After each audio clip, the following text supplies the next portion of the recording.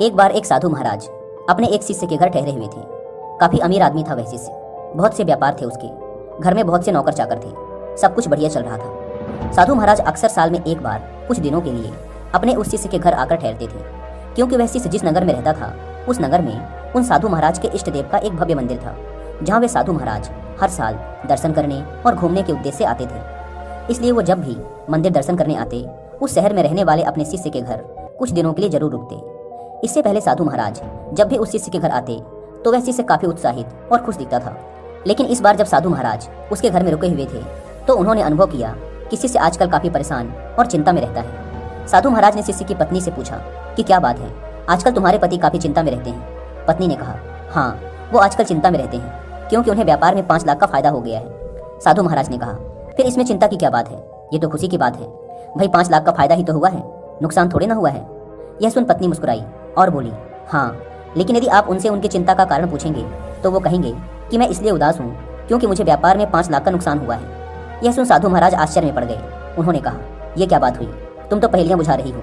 अभी कह रही थी कि 5 लाख का फायदा हुआ है, फिर कह रही हो कि 5 लाख का घाटा हुआ है। शिष्य की पत्नी ने हंसते हुए कहा, हाँ महाराज, मैं एकदम ठीक ही कह रही हूँ। मेरे पति को एक साथ फायदा और नुकसान दोनों हुए हैं। साधु ने कहा, यह कैसे हो सकता है। पत्नी ने कहा, मेरे पति को 5 लाख का नुकसान हुआ है क्योंकि उन्हें उम्मीद थी कि व्यापार से उन्हें 10 लाख का फायदा होगा, लेकिन उन्हें सिर्फ 5 लाख का ही फायदा हुआ है। इसलिए वे आजकल ये सोचकर उदास रहते हैं कि उन्हें 5 लाख का नुकसान हो गया। साधु महाराज को यह बात कुछ अजीब सी लगी। लेकिन जब शाम को वह शिष्य साधु महाराज के पास बैठा हुआ था तो महाराज ने उससे उसकी चिंता का कारण पूछा। तो उसने कहा कि क्या बताऊं गुरुजी, मुझे 5 लाख का नुकसान हो गया। व्यापार में 10 लाख के फायदे की उम्मीद थी, लेकिन फायदा सिर्फ 5 लाख का ही हुआ। यह सुन साधु महाराज मन ही मन मुस्कुराए और सोचने लगे कि इस इंसान का ध्यान अपने 5 लाख के फायदे की तरफ नहीं है, बल्कि उस 5 लाख के नुकसान की तरफ है, जो 5 लाख सिर्फ इसकी उम्मीदों और आकांक्षाओं में थे, जो वास्तव में कभी थे ही नहीं। दोस्तों, सोचिए कि अगर उस इंसान को सिर्फ 5 लाख के फायदे की ही उम्मीद होती तो क्या वह दुखी होता, और अगर उसे सिर्फ 2 लाख के फायदे की ही उम्मीद होती और उसे 5 लाख का फायदा हो जाता तो वह तो खुशी के मारे झूम उठता। एक बात यहाँ साफ साफ उजागर होती है कि इंसान के दुख का कारण उसकी उम्मीदें, उसकी आकांक्षाएं हैं। इंसान बहुत बड़ी बड़ी उम्मीदें और आकांक्षाएं मन में पाल लेता है, और जब वे उम्मीदें और आकांक्षाएं पूरी नहीं होती तो इंसान दुखी हो जाता है। ध्यान रहे कि जितनी बड़ी अपेक्षा होगी उतना ही ज़्यादा असंतोष पैदा होगा।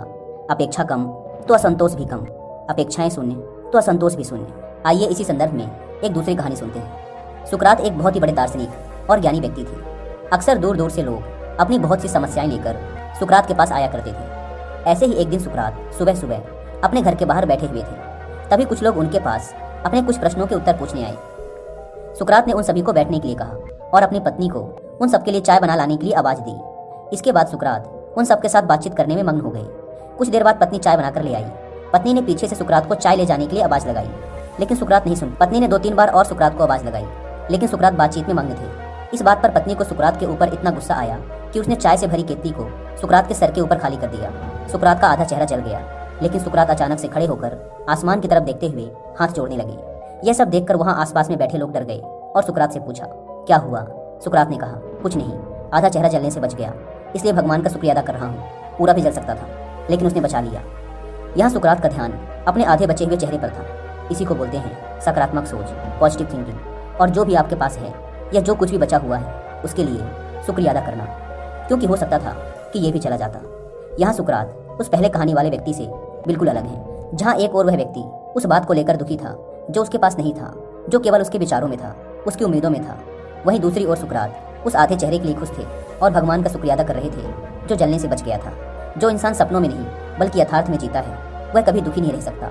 साथ ही ऐसा इंसान जो कि हर खराब परिस्थिति में भी अच्छाई ढूंढ ले और हर छोटी चीज के लिए भगवान का धन्यवाद करे, उससे ज्यादा संतुष्ट इंसान इस दुनिया में दूसरा कोई हो ही नहीं सकता।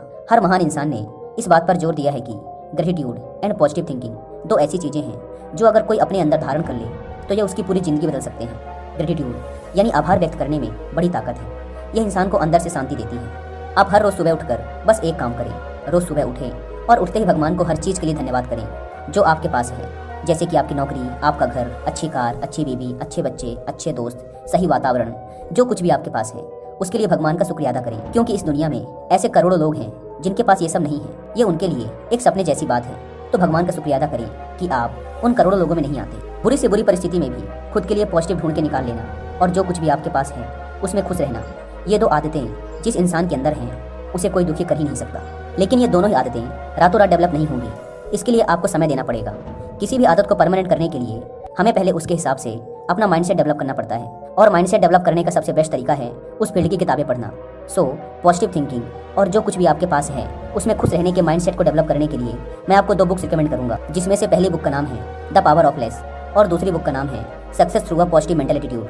अगर आपके पास इन बुक्स को बैठकर पढ़ने का टाइम नहीं है तो आप इन दोनों ही बुक्स को ऑडियो फॉर्मेट में सुन सकते हैं कुकू एफएम ऐप पर। जो पहली बुक समरी है द पावर ऑफ लेस, ये आपको सिखाएगी कि कैसे आप बहुत ही कम चीज़ों के साथ भी उन लोगों से ज़्यादा खुश जिंदगी जी सकते हैं जिनके पास दुनिया को दिखाने के लिए तो सब कुछ है पर वो अंदर से एकदम खाली है, और एक दूसरे से आगे जाने की होड़ में जो उनके पास है वो उससे भी खुश नहीं है। और जो दूसरी ऑडियो बुक है success through a positive mental attitude, ये मेरी फेवरेट ऑडियो बुक्स में से एक है।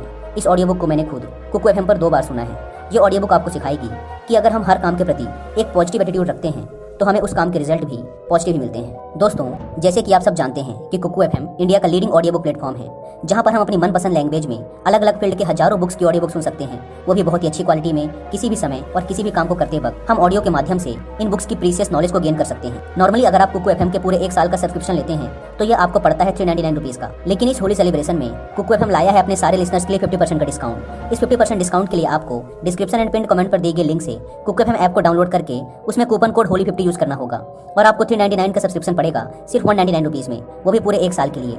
लेकिन याद रहे, ये 50% डिस्काउंट वाला ऑफर सिर्फ 12 मार्च से 20 मार्च तक ही वैलिड है, इसलिए देर ना करें। Link description and pin comment पर दी गई है।